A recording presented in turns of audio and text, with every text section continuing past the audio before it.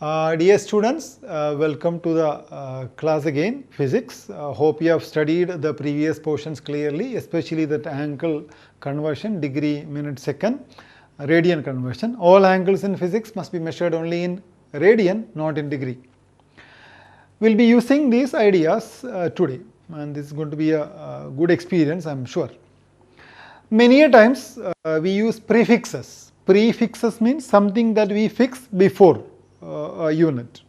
Prefixes to show larger values and prefixes to show smaller values. Certain prefixes are shown on the board, and those in the bold letter are frequently used. Okay. One is kilo. Kilo means 1000. Kilo, written as small letter k. So if you write k and meter, it's kilometer. You know this. Mega. Mega means 10 to the power 6. 1 million. Mega. Megabyte. You know megabyte. Giga. We know. We see nowadays data is important for us, and we know that for the 1 GB data, 1.5 GB data, the G stand for 10 to the power 9. 10 to the power 9 is around 100 crore. Okay. So these are certain prefixes that we frequently use. Okay. There are other prefixes also, but not frequently used. Similarly, if you want to represent smaller values, we have other prefixes, very popular, starting from centimeter, centigram, 10 to the power minus 2, then milli is very frequently used, milliliter, millimeter, etc. Micro, 10 to the power minus 6, nanotechnology, 10 to the power minus 9, pico, 10 to the power minus 12. In grade 11, you may not be having pico, but next year, sure, when you learn about capacitor, you'll have this pico term coming in your question. So these are certain prefixes that you should be aware of. Now we are going to the, see from the chapter name is units and measurement. Now we have almost done with units, now we are going to study measurements. Measurement of length is our first area, measurement of length. We will talk about a direct method. See, directly you can measure one length, you can physically compare it with another length, physically you can do the measurement. Like you take a scale, measure the length of your notebook, that's a direct measurement. But measuring distance to moon or other stars, sun, etc. are not. You can't take a tape and go and measure it. It's indirect method. So we'll be learning about both of this. There are so many devices that we use for direct measurements. One is known as the meter scale. A meter scale has a range like it can measure 10 to the power minus 3 meter. See, prefix 10 to the power minus 3, it's millimeter. 10 to the power minus 3 is millimeter, 1 by 1000 of a meter, to 10 to the power 2 meter, that's 100 meter. So for these ranges, we can use a scale or a tape. If you want to measure length of your room, you can use a tape. The dressmakers, they use that one, tape. Now, if you want smaller values than millimeter, in laboratory, in industry, we need this. We use a device called vernier calipers. Complicated device, it's not easy to use this. You can't easily use this device. We'll have to learn about the working of vernier caliper, but later, not now. It has got a measurement, it can measure depth, it can measure inner and outer diameter, everything. But what is important for us? It can measure as small as 10 to the power minus 4 meter. 10 to the power minus 4 meter. How much is 10 raised to minus 4 meter? 1/10 of a millimeter. In your instrument box scale, the smallest division is 1 millimeter. This can measure 1/10 of that one, smaller one. Wonderful, right? Okay. There are mighty devices than that. This is called a screw gauge. Screw gauge, it works on the principle of a rotating screw. It can measure even smaller values than a vernier caliper. It can measure up to 10 raised to minus 5 meter. And how much is that? It is 1 by 100th of a millimeter. The smallest division in your scale cut into 100 pieces. This can measure that small values. Like next year in laboratory, you want to measure diameter of a thin wire, then you use a screw gauge. If you want to measure thickness of the paper that we write, you can use a screw gauge. Okay. Now there is another one called spherometer. You might have studied about lenses, mirrors in your class 10, and you studied about something about a radius of curvature. Suppose you want to measure the curvature of something, curvature, this is a sphere, then you use this device which has got 3-4 screws. By adjusting that you can measure, and this is again at par with the screw gauge, up to 1/100th of a millimeter can be measured. All of them are direct measurement. So I told you about spherometer, screw gauge and vernier calipers. Oh, out of this, vernier caliper and screw gauge is a must for NEET students and JEE students. Spherometer not frequently asked. Now, how to measure large distances where you can't take a device. Suppose you want to measure distances between planets, like as shown in the diagram here. If you want to measure, can you take a tape and measure it? Think about taking a tape from here to moon. You can't. So you have to go for indirect methods. In the modern scientific world, we have beautiful, amazing, very accurate, fine measuring techniques. But we are going to study about some techniques that previously used to get some idea about various distances. Okay. This method is right in front of our eye, and that method is called the method of parallax. Method of parallax. First of all, definitions. Whether you understand it or not, definitions must be studied exactly as given in the book. Parallax is the apparent shift in the position of an object with respect to a background when observed from two different positions. Okay. Basis. The distance between the observation point is called basis. The angle between the two directions of observation is called angle of parallax or parallactic angle. I can see you people staring at me. But this is easy. Other than the definition, when it comes into reality, this is easy. This is something that you can do. What to do? Take something in your hand. Take something in your hand. Hold it straight in front of you like this. Okay. Hold it straight in front of you like this. Then hold it like this one. You can see the pen and the background. I can see the pen and the background. Fine. Now, if I close my left eye and watch it using my right eye, I have my right eye open, left eye closed, the pen, and the pen is seen against some background. There is something kept on that wall there, so I can see this against it. That means this is blocking the other thing. Now, without moving your hand, without moving anything, close your right eye, open your left eye. Close right and open left. Now you can see suddenly that the object has got shifted to the right with respect to the background.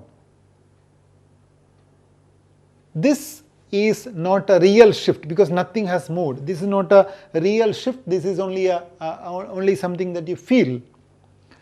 That's why we call it as an apparent shift. Apparent means not real. Apparent shift. In the position of an object, object was the pen in your hand. With respect to the background, background was that wall. When observed from two observation point, one was your left eye, other was your right eye. This feeling, this thing is what we call as parallax. And the distance between the observation point, my left eye and right, this distance is called basis. And the eye watches that in two directions. Right eye watches in one direction, right eye is watching in this direction, left eye watching in this direction. Then that creates an angle somewhere. That angle is called parallax angle or angle of parallax. So, in examination they can ask you what is parallax, what is basis, what is parallax angle. You should write these definitions given in the NCERT textbook. Still people are worried. I am confused. I don't understand what this man is speaking of. Now, for that I have a diagram, and these are my hands. I mean, this is my hand. I took this photograph. How did I take this? I took this photograph by taking my mobile camera. Okay, keeping the camera on, I kept my finger like this one, then I placed this thing, the camera lens on my right eye, I clicked a photo. Then without moving anything, I moved that position of the lens to the right eye, then clicked the second photograph. So one photograph as seen by my left eye and the other one as seen my right eye. You can also try this. Now this is my finger, look at the background. In the background there is a system, there is a switchboard, there is a calendar, there are two small switchboards. When I was looking it through the left eye, my finger was against that calendar. You see that one, it was against, my finger was just in front of the calendar here. This is the calendar. Without moving my finger, I close my left eye and watch it with my right eye. Suddenly I see now the finger is not in front of the calendar, the finger has moved to the left side. The finger has got moved to the left side, but nothing has moved. And the vision moved from left to right. Vision moved from left eye to the right eye. The finger appeared to be moving from right to left. This is an apparent shift, not a real one, a shift. This is called parallax. So what is parallax? Definition: the apparent, not real, the apparent shift in the position of an object. Object is the finger with respect to the background, calendar and the switchboard, when observed from different points, left eye and right eye. This is called parallax. I can put this as a diagram. This is my finger. See this point. This is the finger. This is left eye or eye. If I look from the top, if you look from the top, you will see my left eye here, my right eye here.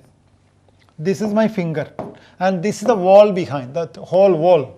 And I can say the calendar was here. See, left eye, finger was in front of the calendar. Left eye, calendar in front of the calendar. When I watch from the right eye, the finger is still there, but there was a shift. Now the finger is in front of the switchboard. Yes, the finger is in front of the switchboard. Okay, so this is the calendar, this is the switchboard. Calendar here, switchboard here. I hope it's clear. I was watching using my left eye, then my right eye. Distance between the observation point. Which are the observation point? Left eye and right eye are the observation point. This distance is called basis. Keep this in mind, basis. And this is one direction of observation. This is one direction, this is the other direction of observation, and these two makes an angle here, that is theta. Same angle is created here, theta. This angle is called angle of parallax.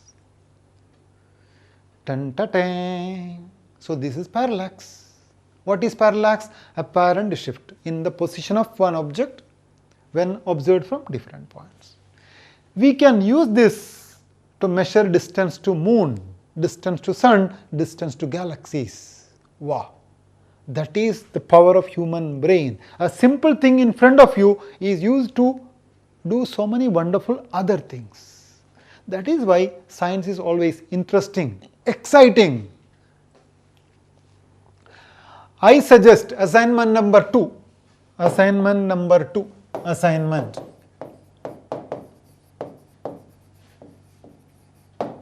You remember what was assignment 1? That was about that circle. Assignment number 2, take 2 pics like this. Take 2 photographs like this. Take 2 photographs like this. How to take photograph? Keep some object in front of you. Anything. It need not be your finger. It can be anything in front of you. You can have your friend, your sister, brother, father, mother, anyone. Then take their photograph. But better a finger is sufficient. Okay. I'll try. I can keep my finger like this one. Then I can keep the camera on my right eye like this one. It's a little difficult. Okay. Then I can take a peek. Then move camera to the right side, to the left eye. Take the second pic. So I have 2 pics now. Yeah. I can show you that. Can we focus to my camera?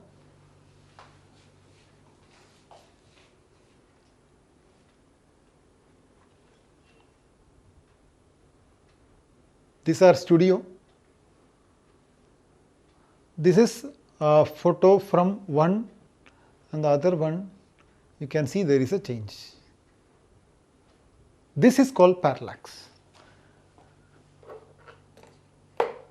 So, once more, parallax. I think now these things will become clear. This definition has no meaning. Now it has got a life. Apparent shift in the position of an object with respect to the background when observed from different point is called parallax. Distance between the observation point is called basis, and the angle created by the two observation line is called angle of parallax. And how are we going to use this? Okay. Now, see this diagram. This diagram is of importance for us. Another point. This is sun. This is called Earth orbit. Earth's orbit around sun. Oh God.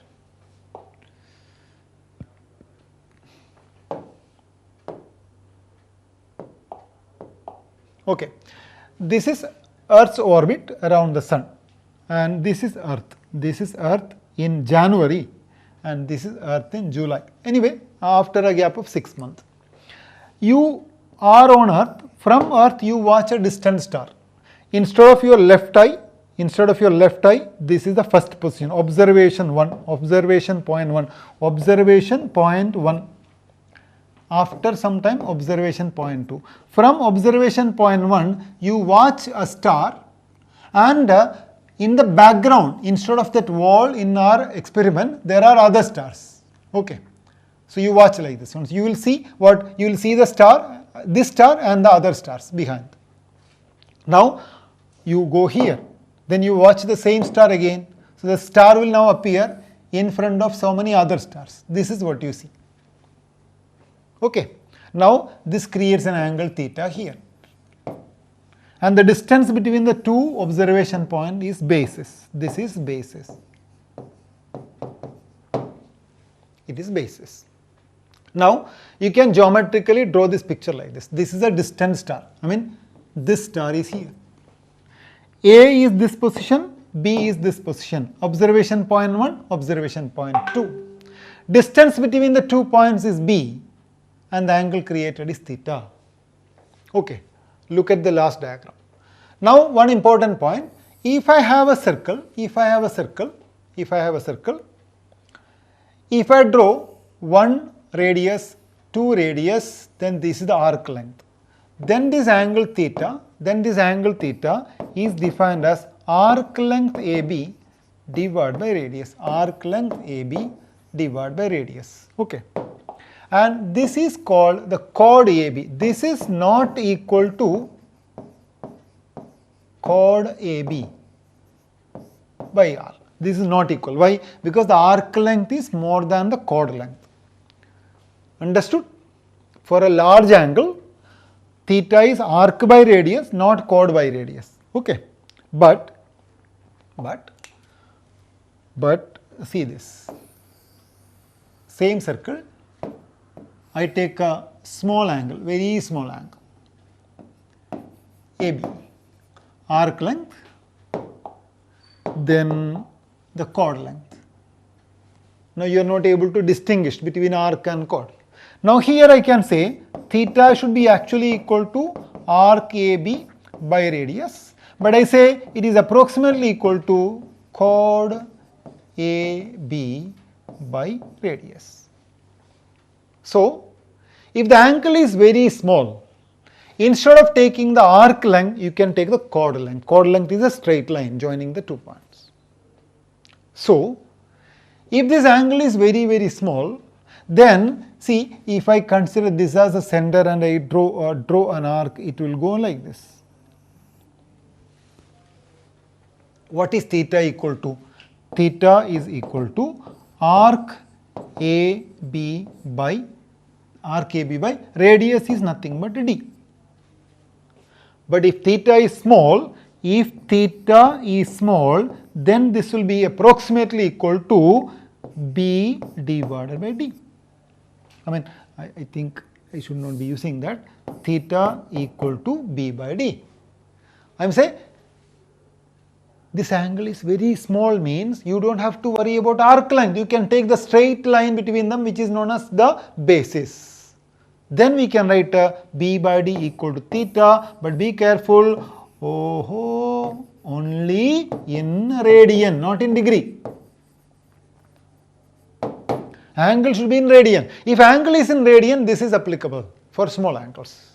This is the idea behind determining large distances using parallax. Okay, so I am telling you about the concept of parallax. Parallax can be used in measuring large distances.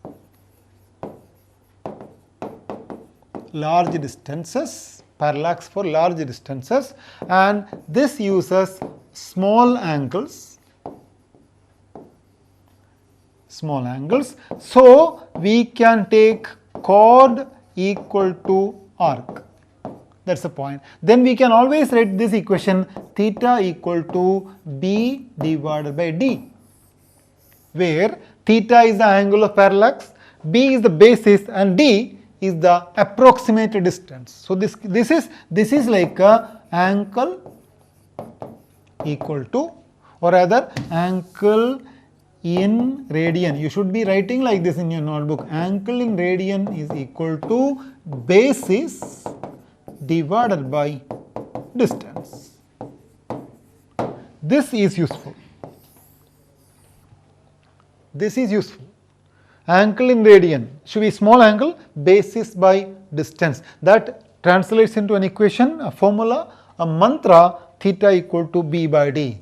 This is called parallax method to determine large distances. Distances to moon, sun, other galaxies, etc. can be roughly estimated. You will never get correct answer. I warn you, you will never get correct answer, but this will give you approximate estimations or guesstimations. So we are going to use parallax in calculating, in answering one question in NCERT. NCERT example for 2.4. See, 2.1 I did, 2.2 and 3.3 you can try. This is 2.4. It's given that sun's angular diameter. Oh my God, what are these things? Angular diameter? We heard about diameter, but what is angular diameter? Angular diameter is measured to be 1920. What is this double dash? 1920 double dash is 1920 arc second. Immediately this should be clear in mind. 1 arc second equal to 4.85 into 10 to the power minus 6 radian. This should be clear, because you can't take degree, minute and second in your calculation. You have to take only SIs. Fine. The distance d of the sun from the earth is given. Distance d of the sun is given. Distance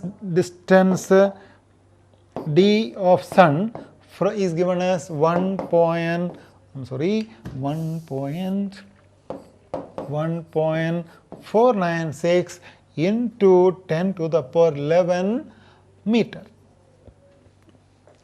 What is the diameter of the sun? You want the diameter of sun. Oh my God. Sun is so far away, so hot, and you want its diameter. Is it ever possible to do this? If you want to do this, first of all, let us understand what is the meaning of angular diameter. Angular diameter.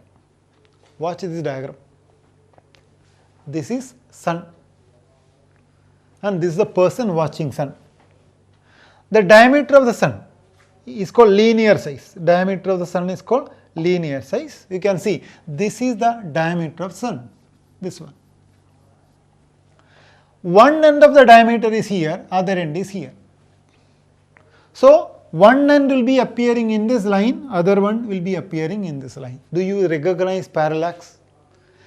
See, here we are not observing from 2 points, but we are observing 2 points. Therefore, the two directions make an angle here. So roughly, I can say there is a triangle like this. There is a triangle like this. There is the sun. This is the diameter of the sun.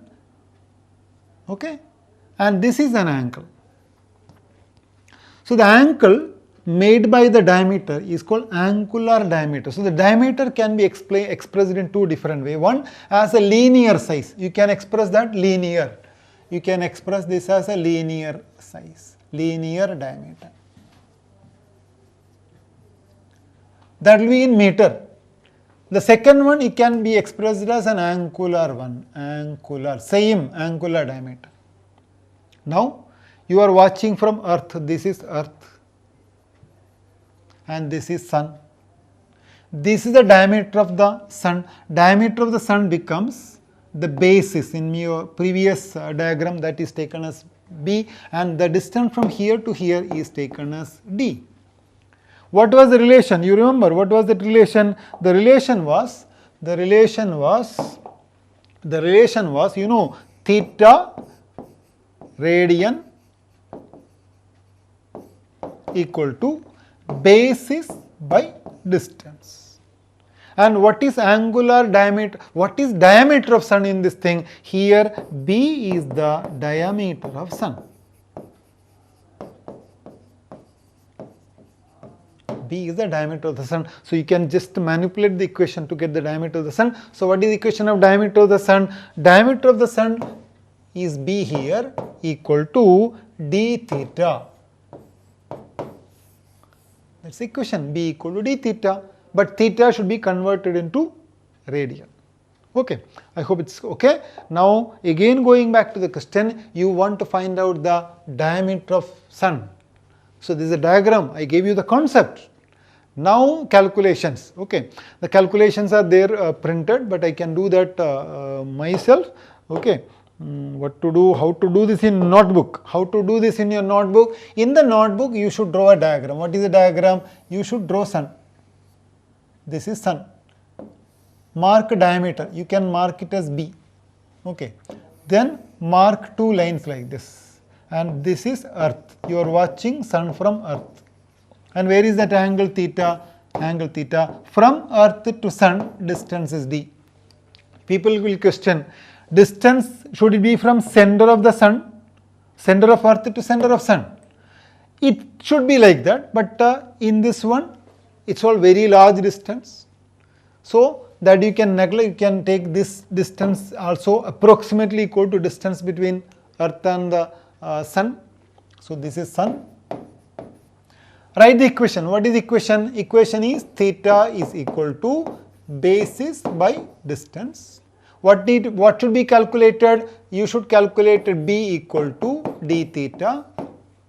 What is the value of B? D is given 1.496 into 10 to the power 11 into, what is theta? Theta is 1920 double dash. No way. This is in second, arc second. Convert this into radian. How to convert this into radian? It should be multiplied by 4.85 into 10 to the power minus 6.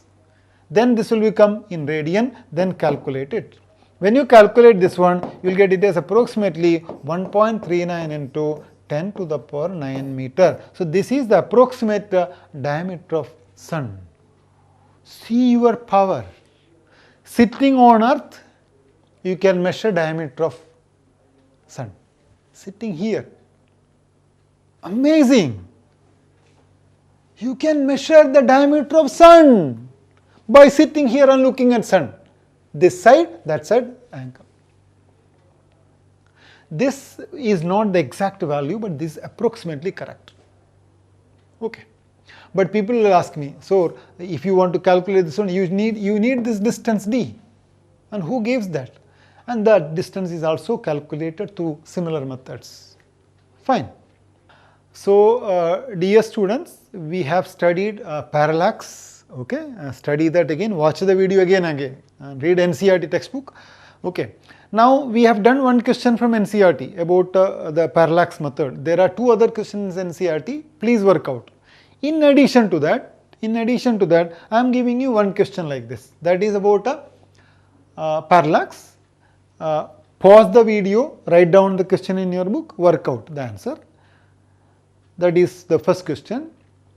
Here comes the next question. Again pause video, copy this question. Okay. Next question, the third one. Again pause video, copy this question. So 3 questions for your homework. It's from my side. 2 are there from NCERT. So total there are 5 questions given to you as a home assignment. Before my next class, do this. Keep the note with you.